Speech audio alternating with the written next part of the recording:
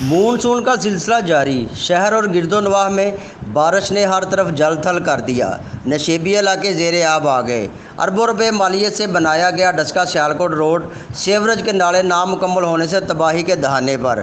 2 دن کی بارش سے فضائی آلودگی اور حبس تو ختم ہو گئی اور گرمی کا زور بھی ٹوٹ گیا، مگر ڈسکا سیالکوٹ روڈ پر 2 سے 3 فٹ پانی بھی کھڑا ہو گیا۔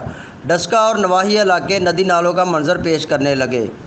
مین جی ٹی روڈ پر گاڑیاں پانی میں چلنے پر مجبور ہیں، جس سے شہریوں کی کروڑوں روپے مالیت کی گاڑیاں تباہ ہو رہی ہیں۔ عوامی حلقوں کا کہنا ہے کہ اربوں روپے سے تیار ڈسکا سیالکوٹ روڈ نالے مکمل نہ ہونے سے تباہ ہو رہا ہے۔ جب بھی بارش ہوتی ہے سڑک پر کئی فٹ پانی کھڑا ہو جاتا ہے، جس سے شہری مختلف امراض سمیت مشکلات کا شکار ہیں۔